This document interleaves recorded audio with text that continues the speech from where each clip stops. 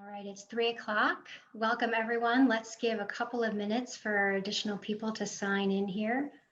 Just make sure everything is good to go. All right, so we've given everybody a couple of minutes. I think our technical team is going to figure out a way to show all four of us, our three amazing panelists and myself.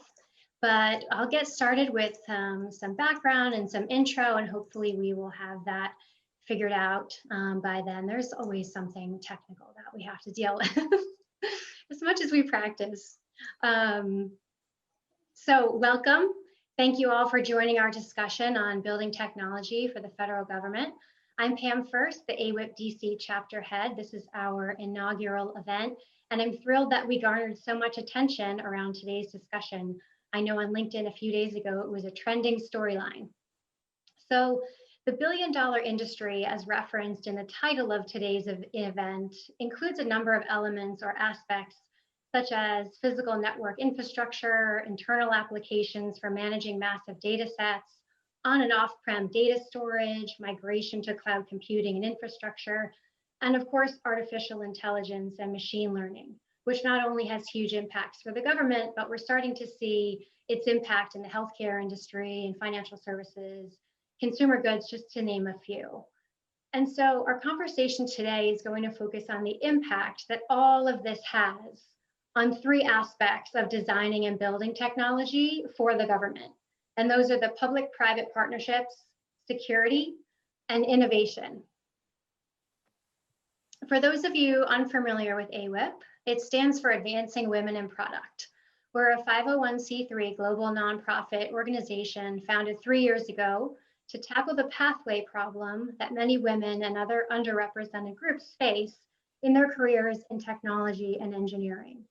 Through skills-based workshops, conversations like today's, and mentorship opportunities with our executive advisor community, our goal is to enable more women and others to attain leadership roles in technology.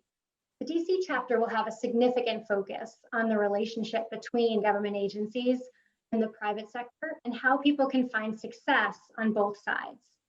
In the chat, I've posted a few links for you to connect with AWIP as an organization, as well as with the DC chapter. So for questions for the attendees, if you would post those in the Q&A section of the Zoom platform, that would be awesome, as opposed to the chat. Put them in the Q&A, that'd be great. And we will get to as many of them as we can the last 10 or 15 minutes or so of our chat today. So let me take a drink before this. So I'm ready to introduce our powerhouse panel of executives from the intelligence community. Jill Singer, Vice President, Defense and National Security, AT&T Government Solutions and National Business. Jill leads AT&T business activities serving the Department of Defense and intelligence community, overseeing a highly skilled global team delivering strategic technology solutions and services focused on network transformation, infrastructure modernization, wireless communications, and advanced cyber capabilities. With over 30 years of US federal government and industry experience, Jill is focused on ensuring her customers have the information, technology, and infrastructure necessary to effectively execute their missions. Before joining AT&T, Jill held several executive positions, including Chief Information Officer, CIO, for the National Reconnaissance Office, the NRO, Deputy CIO for the Central Intelligence Agency, and Director of the Diplomatic Telecommunications Service for US Department of State. She is a director on the Intelligence and National Security Alliance Board and has received numerous awards, including Executive Mosaic WASH 100 4 times, CloudNow's Lifetime Achievement in Information Technology Legacy Award, Top 10 Women in Cloud, 10 Most Powerful Women in Federal Technology, and CIA Mentor of the Year, just to name a few. Woo. Russ Travers, former director of the National Counterterrorism Center, NCTC. Russ took office as the acting director of NCTC in August 2019 and had served as the deputy director since 2017.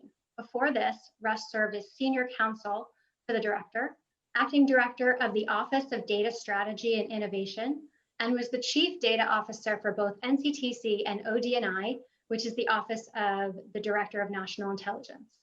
He also served as the Special Assistant to the President and Senior Director for Transnational Threat Integration and Information Sharing on the National Security Council, where he focused on government-wide improvements in border security and information sharing, and applying lessons learned from US government counterterrorism efforts to other transnational threats. In his 30-plus years with the intelligence community, Russ has held essential leadership roles, driving tech innovation and collaboration of the IC agencies to enable comprehensive analysis of counterterrorism intelligence to make faster, better informed decisions. Awesome. Brandy Daley, CEO and founder of C2S Consulting Group, which was a GovCon Award finalist this year for Contracting Company of the Year. Woo. Brandy is a seasoned tech executive with more than 25 years of experience. As CEO of C2S Consulting Group, Brandy has helped hundreds of businesses and public sector organizations successfully migrate, manage, and optimize their technology and cloud infrastructure. Today, Brandy is a recognized leader within the intelligence community and Department of Defense community in cloud migration and management strategy, including technology innovations such as artificial intelligence, machine learning, and data lakes. Prior to founding C2S Consulting Group, Brandy served as the executive account manager at AWS or Amazon Web Services and saw a need for assistance in secure cloud services by business and government agencies. The larger trend toward organizations' need for assistance in cloud migration and management inspired her to establish C2S Consulting Group as a solution. Brandy has received numerous industry awards for her determined pursuit of excellence, including the Federal 100 Awards for leading the cloud migration flock, multiple performance and leadership awards from the CIA, and the Encore Award for Excellence. Welcome, Jill, Russ, and Brandy, and thank you so much for taking the time with us today to have this important conversation. So as I mentioned earlier, our discussion today has three parts: public-private partnerships, security, and innovation. And so that's the order in which our questions will flow. So let's get started. To start the public-private partnerships conversation, Jill, Brandy, question for each of you. From your perspective, why are these partnerships necessary or even essential to the success of private industry as well as certain government agencies? And if you could walk us through an example of perhaps one of these partnerships that went really well, that would be great. Sure, I'll kick us off. Thank you, Pam, and thanks to Advancing Women in Product, or AWIP for short, for hosting the session today. Thanks to my peer panelists and to all of you for joining us. Let me start by saying, yes, these partnerships are necessary and essential for industry and government. You know, over the decades, government agencies have examined their core missions, and they've adjusted resources, people and money primarily, so that they can maintain enough core mission focus. Remaining gaps, we'll put them in the context areas, were often outsourced to industry.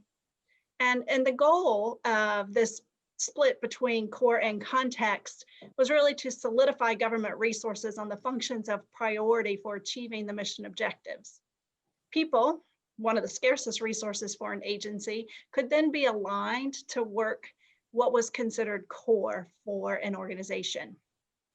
Industry, like us, generally in the form of contractors, stepped in to assist agencies with functions which were vital and necessary, but often fell in more into the support category. So the partnerships allow the agencies to dedicate precious resources to the primary mission and use us to shore up the non-primary or context roles.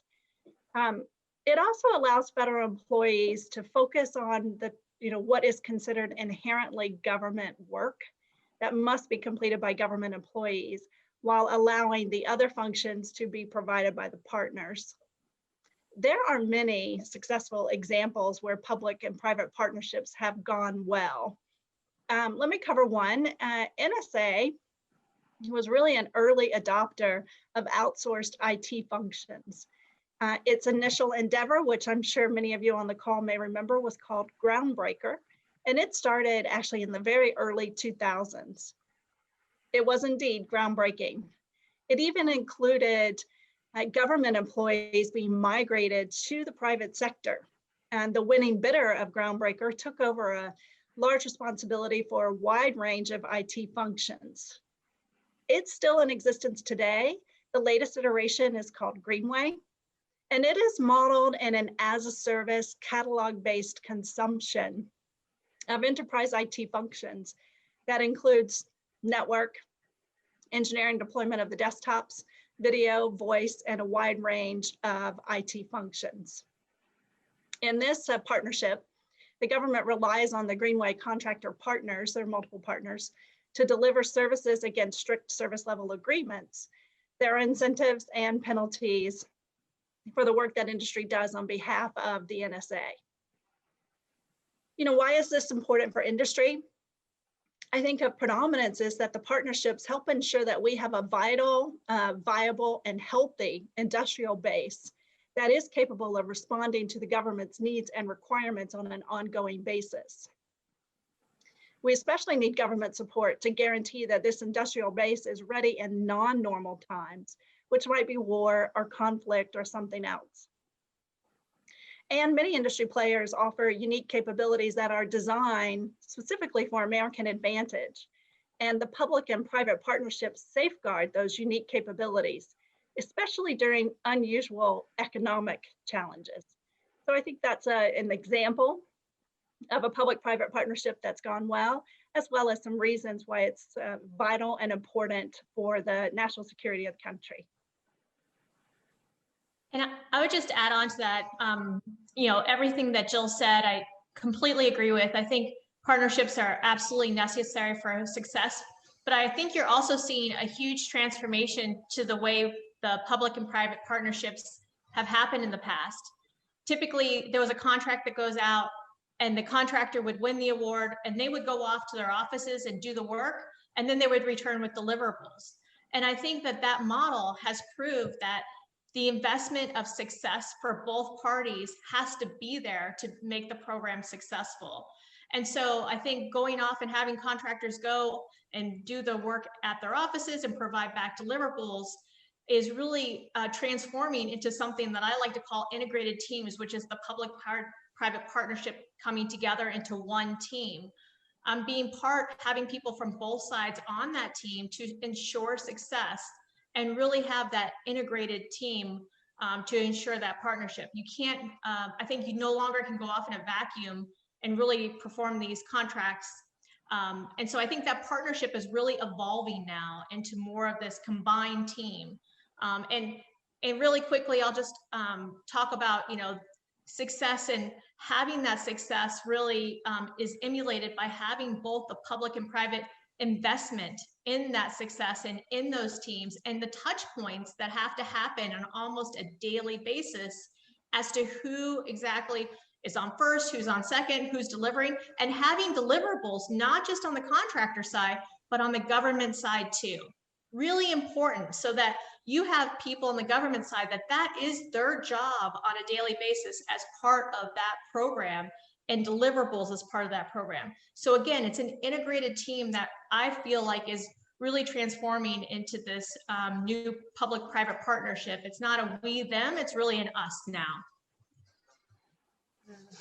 I like that. Thank you, guys. Russ, can you talk to some of the reasons why we don't see better public-private partnerships? Sure. So I'm a mission person. I'm the recipient of all of the work that goes on by everyone on the contractor side. And I would echo very much what Jill and Brandy said. At NCTC, I think like most in the intelligence community, we had blue badge government employees, we had green badge contractor employees. For us, except I think as Jill mentioned, inherently governmental functions, it was transparent. There was no difference. My workforce in the CIO shop was largely contractor, and in many cases, they were my most important partners when I was a deputy at NCTC, because we were all about processing information. I wanted to buy more and more analysts, which meant I had fewer and fewer capabilities to buy contractors. And so invariably, what I would end up doing as a deputy at NCTC, whenever I had a director at all hands, the one other organization that I would invite to my all hands was my CIO shop, because it was so important that that handoff be correct. I wanted them to understand where I was trying to take the mission. And I actually made space for our contractor workforce on the floor with my analysts so that they could understand exactly what our requirements were. So it can work. I would say it often works. However, because the government is just so big and we are so slow in terms of making change, any enterprise solutions are incremental at best. Invariably, we're dealing with legacy systems. And so we have to kind of continue flying that airplane while we're trying to build a new one. And so that inherently is a challenge for both the government side and the contractor side as we make those sorts of trade-offs in money. And then particularly when you're talking about the intelligence community. Now, as we'll, I think, talk about in a little bit, some of the security related issues just make it vastly more complicated than if you're dealing entirely in the unclassified arena. So patience is a virtue. We were talking before we came on about trying to roll the stone up the hill. It is time consuming, and you really do need to have a stick-to-itness to see that kind of progress that we all want to see. That's great. Thank you, guys. Jill, how can these partnerships be more effective in identifying innovative technology solutions? And what are things to look out for or to be mindful of? Thanks, Pam. I think there's broad realization across government that industry is outpacing the government in technology innovation. But this isn't true for every technology, and I don't want the audience to think that I believe across the board industry is outpacing government.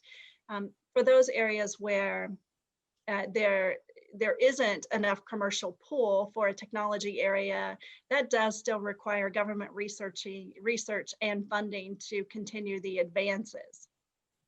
What do I think makes the partnerships work best? It sort of follows on to what you heard from Brandy and Russ. I think the effective partnerships work best when there is open collaboration between government and industry on the specific mission problems or data sets that need to be addressed. It's not about gaining competitive advantage by one company or another. It really is about ensuring that private commercial developments are aimed at solving tough government problems. There are a lot of examples where government funding and innovative technologies have really furthered the technology development and maturity, not for the benefit of just the government, but also for the benefit of the country. I'll give you a few examples. Slightly dated, but relevant is Google Earth. Its origins are in government funding. Internet browsers have an academic background, and the example being Mosaic, which originated from the University of Illinois with government support. And today we know it as Mozilla Firefox.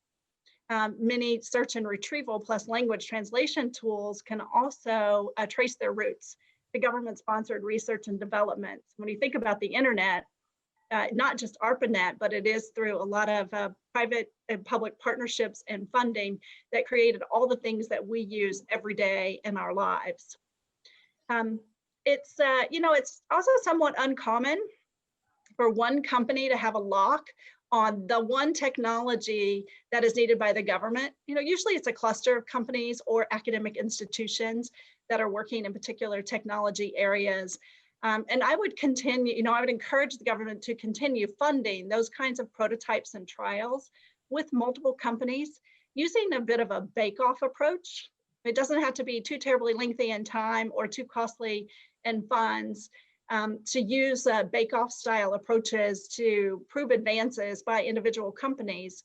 And I would actually put it in the category of a rising tide lifts all boats. And when you can use this type of competitive but collaborative work in research and development between government and industry, everybody gets something better from it.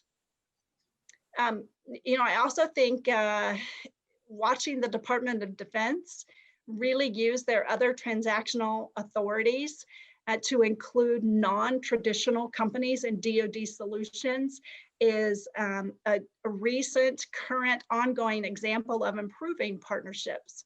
They're called OTAs, other transactional authorities, and the OTAs are generally geared to companies or technologies that aren't currently in use by the government, or those things that are actually emerging. And what I love about them, well, many things, they're fast from an acquisition perspective, but also what I see is that the solicitations from the government are objective based. You know, they're not trying to tell industry, here's the solution specifically that I want. They're really trying to say, here's the problem I'm trying to solve. So come along and help me solve that. But perhaps a little bit easier for government than a statement of work to do sort of a statement of objectives. And as a result, we've watched DoD receive some really innovative, creative, and alternative responses to achieving their objectives. And it's opened the aperture of defense to different companies and different ways of doing their business. I say all that about OTAs, but at the same time, I'd also say sticking with the tried and true federal acquisition regulation approach works too for public-private partnerships. Requests for information early on in the process are really good ways for the government to seek innovative solutions to its problems and needs, or even for the government to, if they cannot fully articulate what they need, they can use the RFI approach to get a broad swath of input from traditional and non-traditional players as they're trying to develop their future acquisition. There are some cautions, and I think that was part of your question. So some of the cautions that you might find are things to be mindful of as you go through are altering your commercial product so dramatically to government needs that it loses its attraction to other industries, to other commercial players or other areas where you might sell your product. So I've watched companies sometimes tilt so far into specifics from government that they become either too costly or not usable by other commercial industries who want them. Another pitfall might be relying almost solely on government funding to mature your technology without creating a self-sustaining business model should that government money evaporate for whatever reason. Sometimes that will happen. And maybe a third one is if a company who has a great idea and a great product and a great technology just refuses to adopt security or other specific government requirements, for example, then we may find that the partnership does not end in success because the government actually can't implement the thing that they loved about that technology if it has too many security gaps or holes. Thank you, Jill.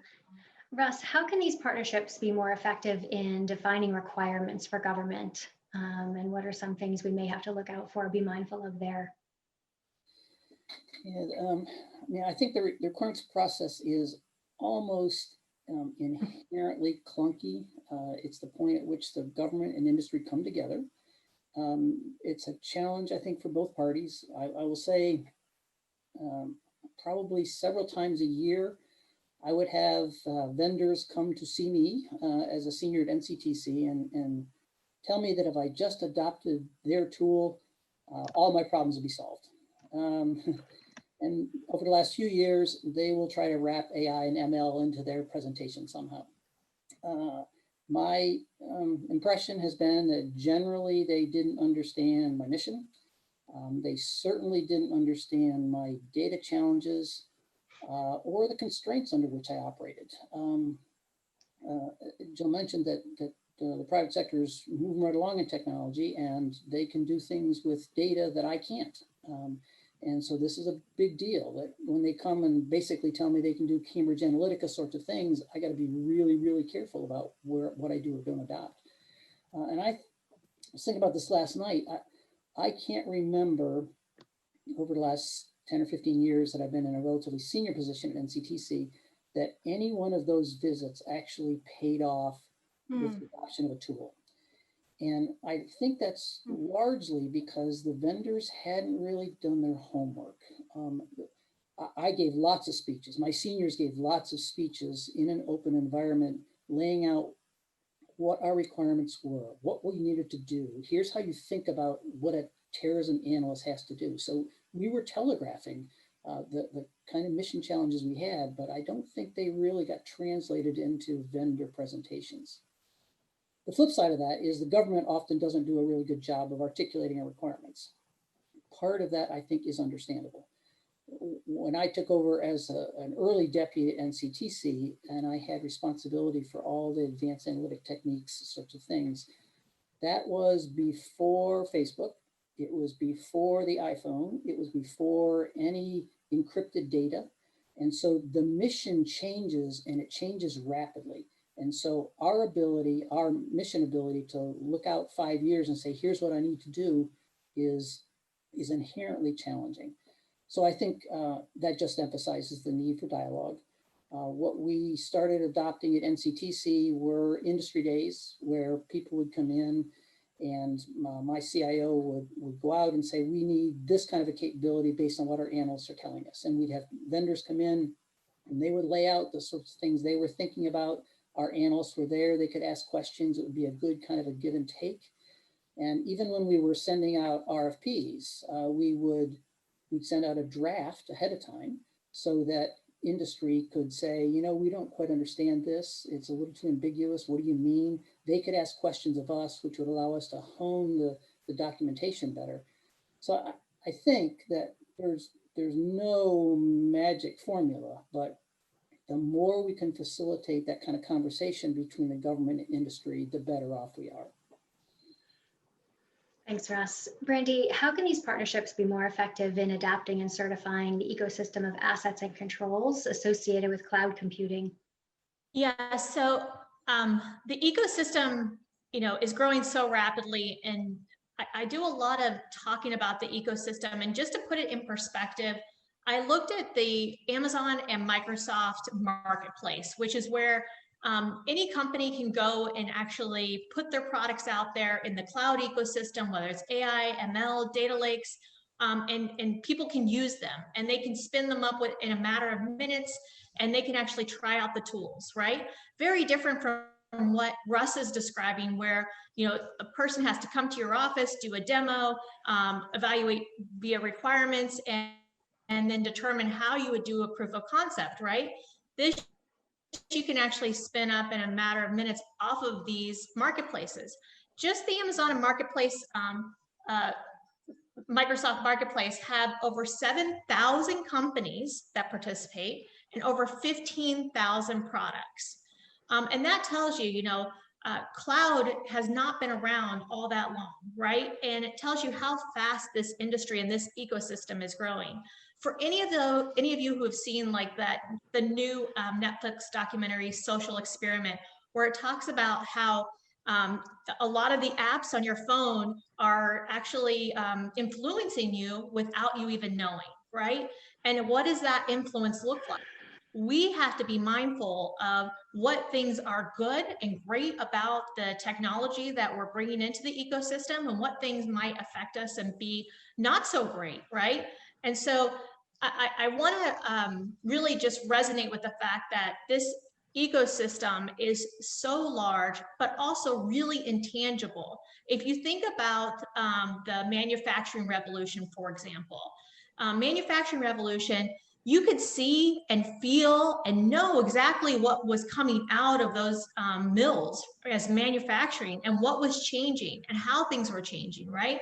But with the cloud revolution, along comes with that AI, ML, data lakes, a whole bunch of apps.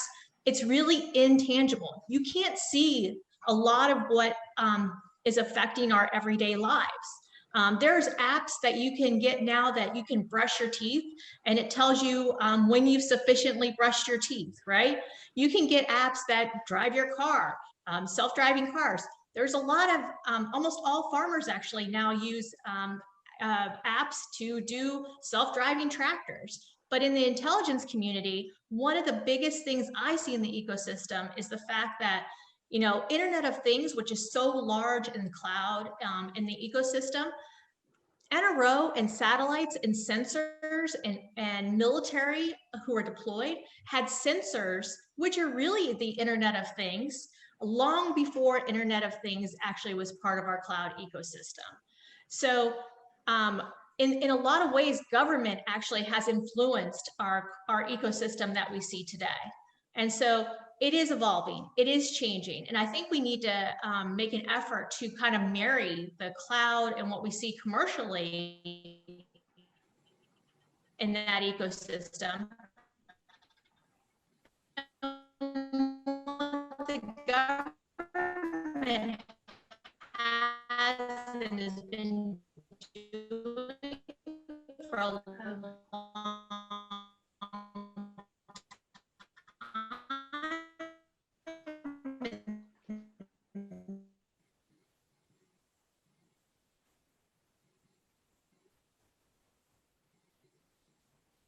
Okay, Brandy, we had a little audio trouble at the end of what you said.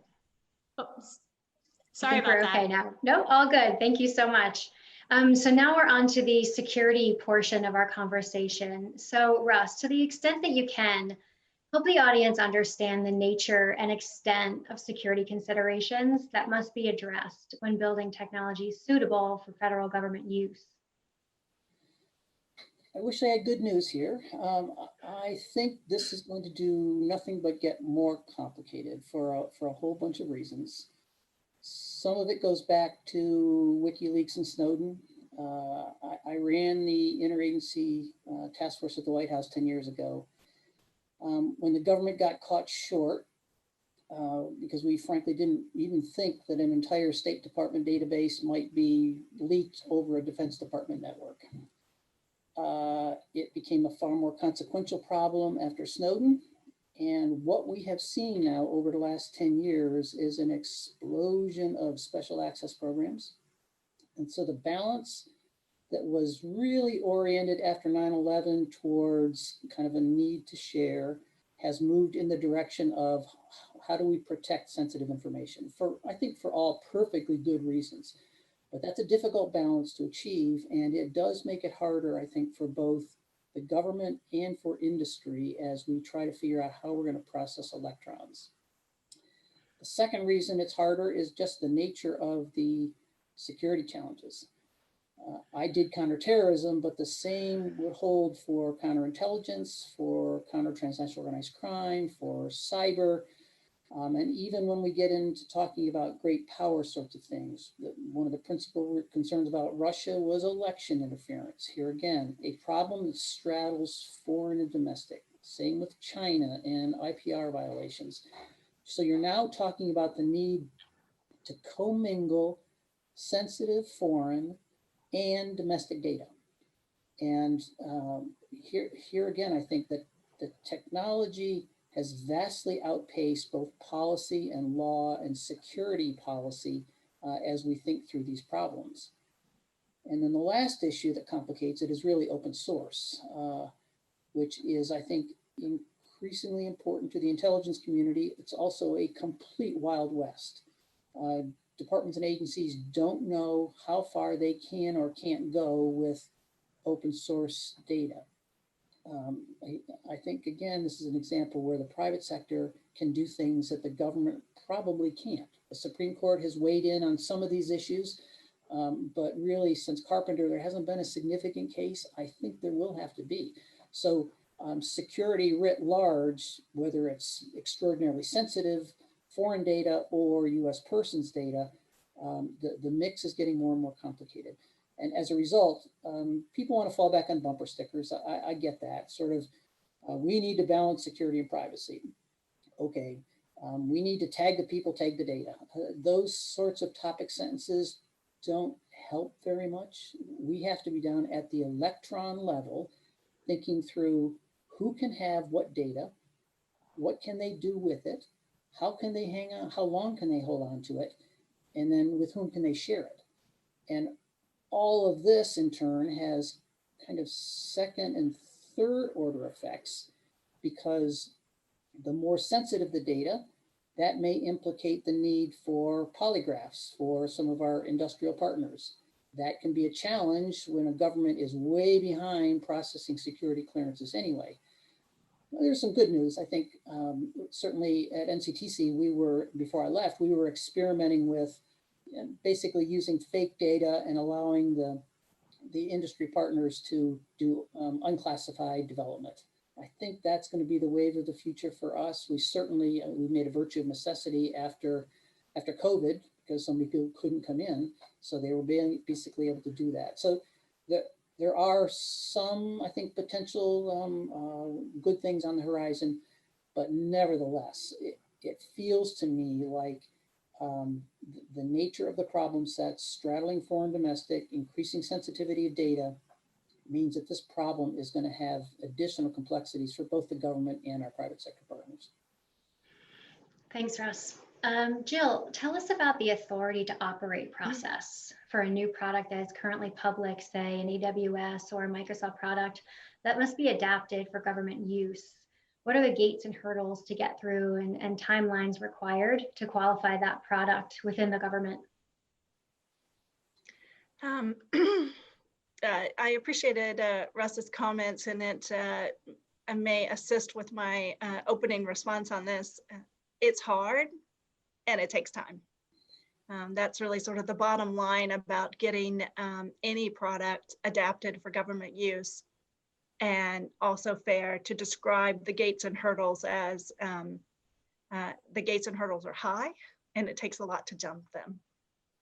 I think one key to success is that you really need champions inside the government who can assist you with navigating the approval and security processes.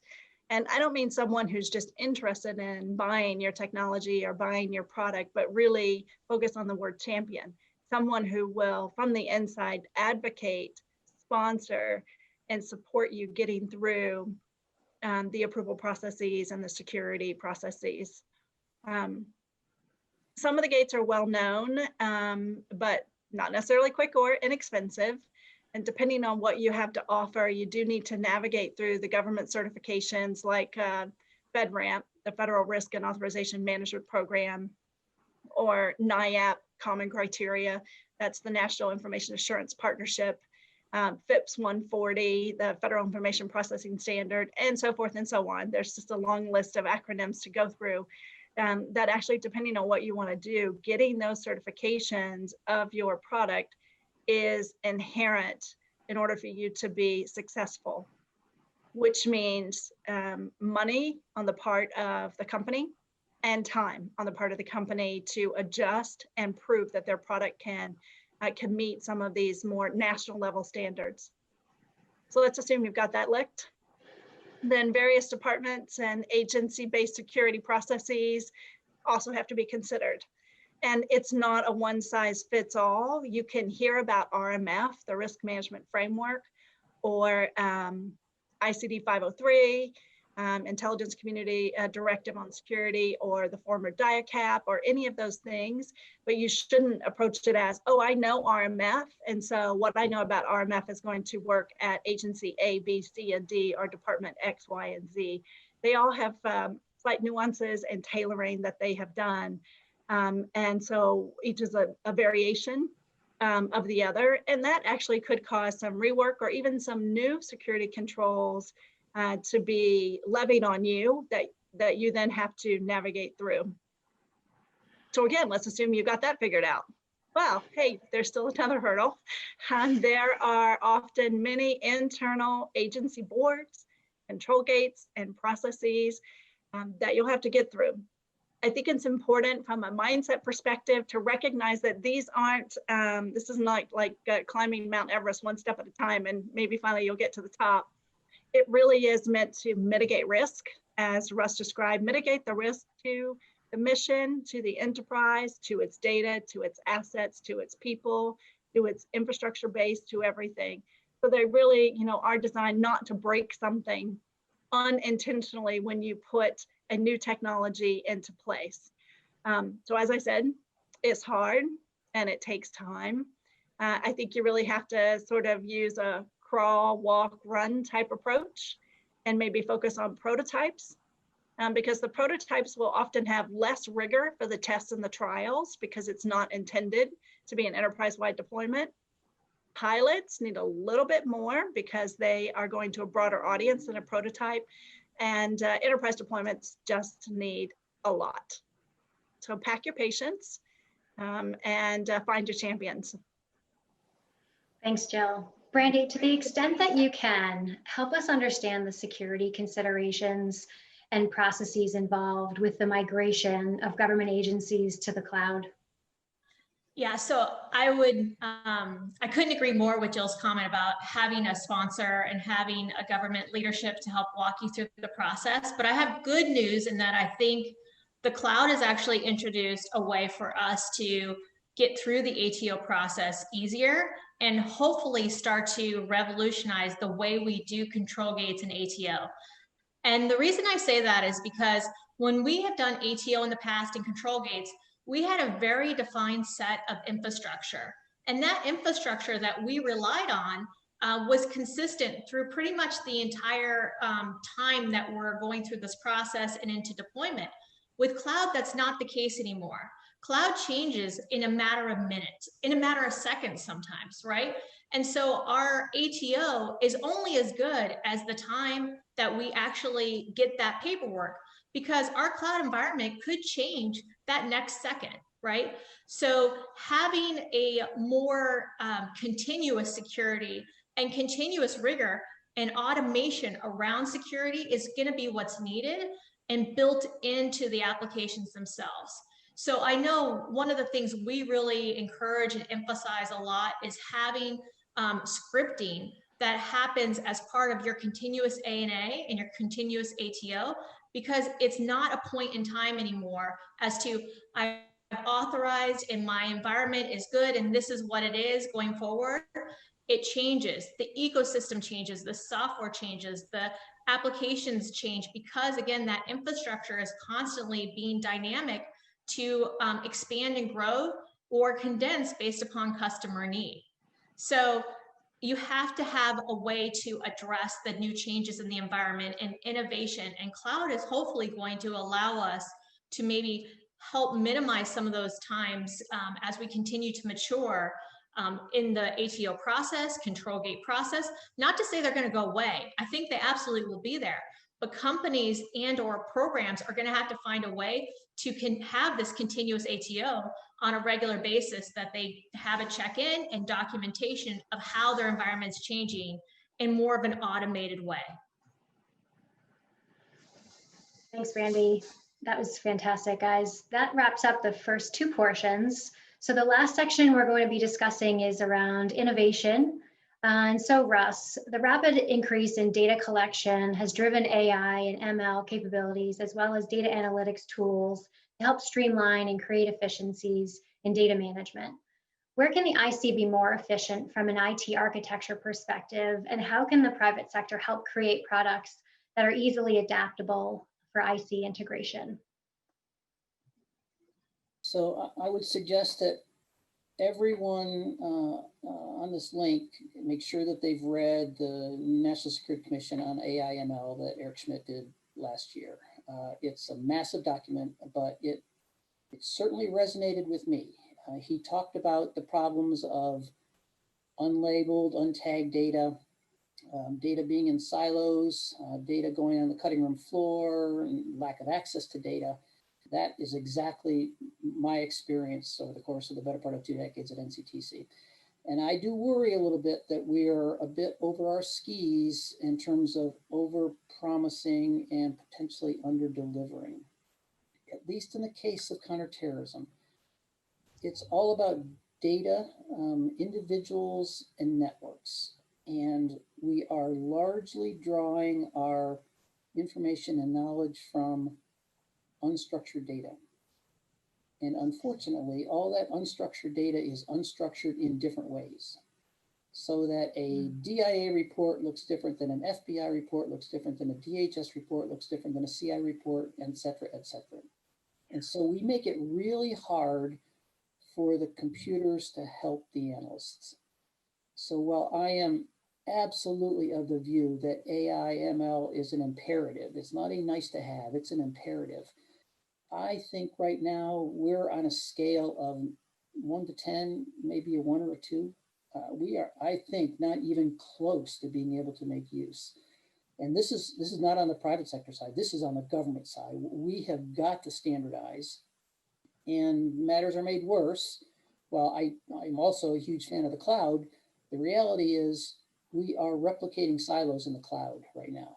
Electrons can't touch one another. And so our ability to process them, I think, is very much suboptimal. So what has to happen? This is an age-old departmental sovereignty problem that the government's had forever. We do things within departments and agencies rather than collectively. And while we talk about an intelligence community, in reality, we're 17 different intelligence communities, and organizations do things within their department or agency constructs. And for me, that's a combination of a lack of political will, but it's also a problem with authorities. I'm afraid that unless and until the DNI gets the kind of authority to say, yes, this is what an intelligence community report is going to look like in, pick your year, 6 or 8 years out, and it's going to be indexed the same, everything is going to be standardized, then I think we'll be on a path to making good use of AI/ML. But right now, I'm not optimistic that we're going to see that kind of change in the near term. Thanks, Russ. Brandy, how does the incorporation of AI/ML and data lakes shape a government agency's cloud computing strategy and their products and services to create cost efficiencies? Yeah, so as I mentioned earlier, governments used AI/ML, whether they knew it or not, as part of how they invented sensors and satellite technology before it was even commercially defined. And so to Russ's point, you know, a lot of that data is already coming to us, but what we don't have is a really good, well-defined data lake strategy to take all that data across different silos, pull it together, and determine how we interpret and make decisions in forecasting with that data as a government entity, or as, you know, providing that data to commercial companies to help them develop strategies for those data lakes, so they don't become something like a data swamp, right? But I feel like there's a lot of opportunities for the government because they've already got a lot of the infrastructure in place with having that data. They just need to know how to use it and how to best go about, you know, turning their data lakes into something that can be cost efficiencies. For example, security.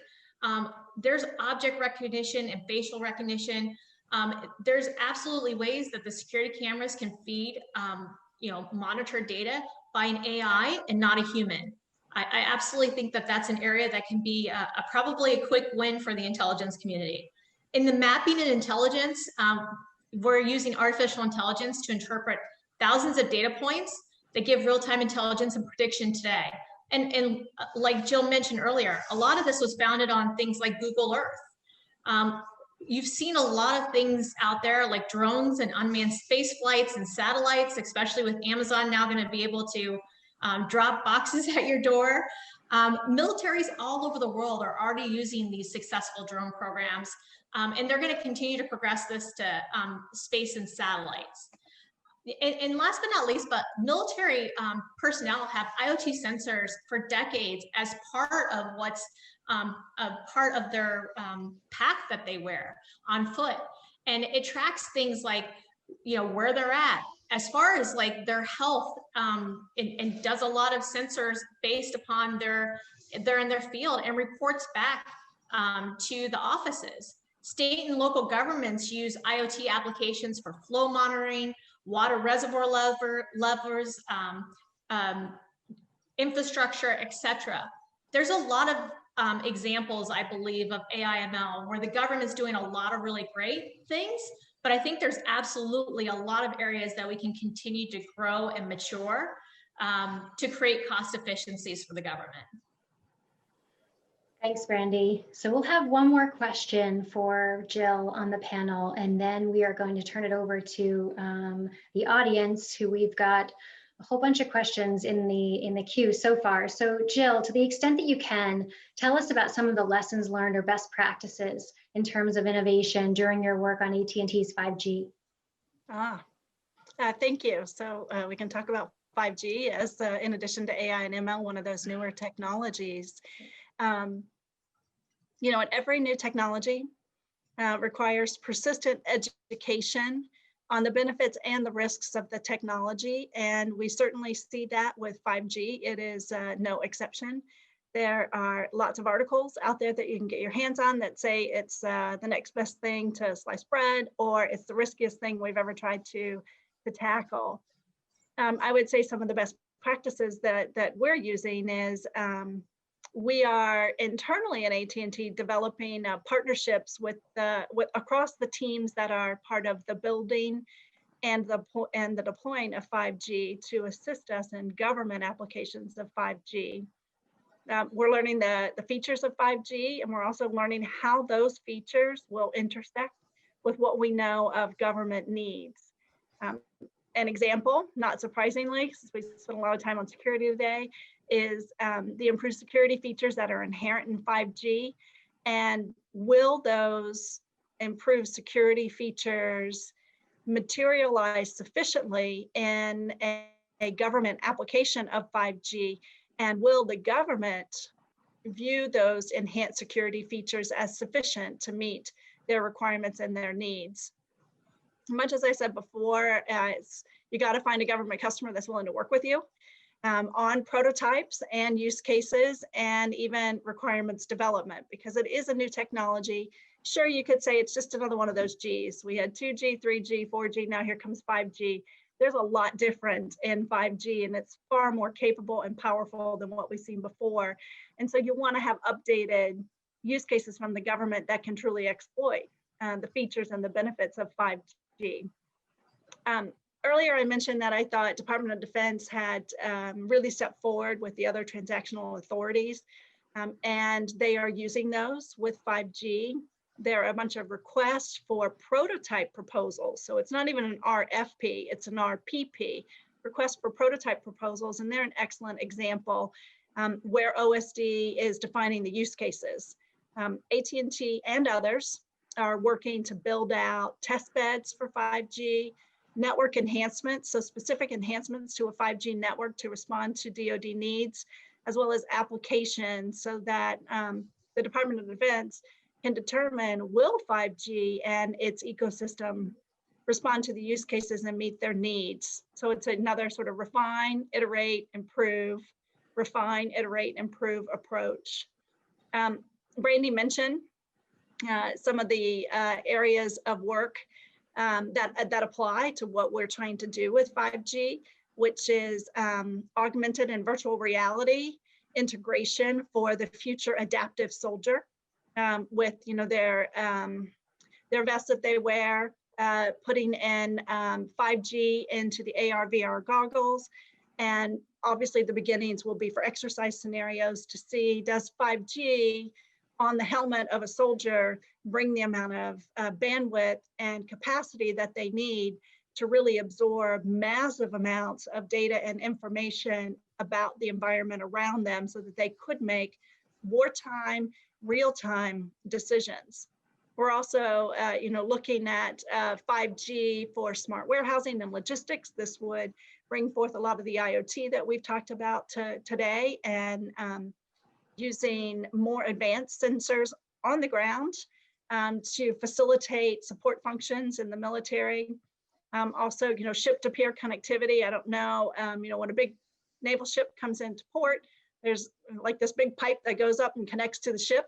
And until that's connected, they really don't have ship-to-shore massive connectivity to do their work. But this would be, as soon as they get close, 5G picks up and they can have the capabilities that they need.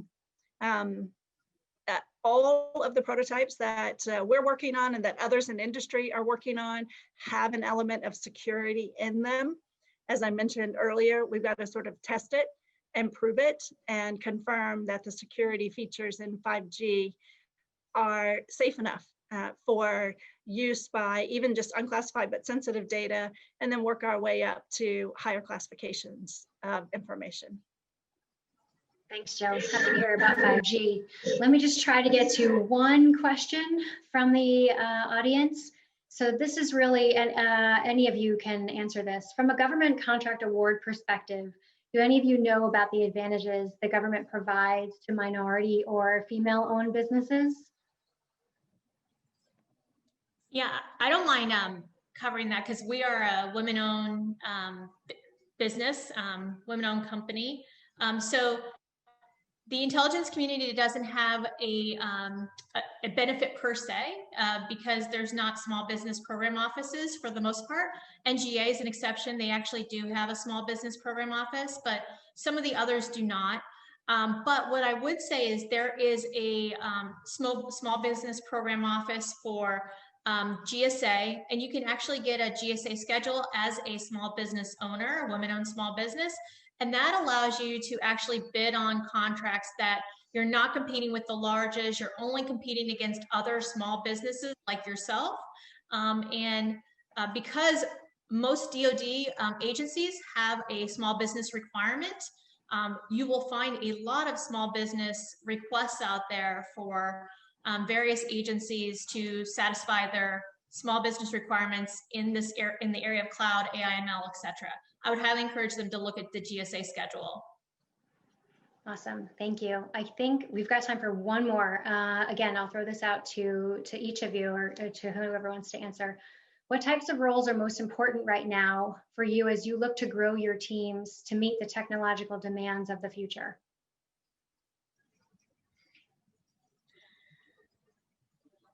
I'll give it a go, and then Russ and Brandy can hop in. I think most of our recruiting of Generation Z is STEM degrees. We, within Defense and National Security at AT&T, we have our own very dedicated program. Every year, we're bringing in 20 to 30 new college graduate hires. However, they all come with a STEM degree. We don't look at other degrees.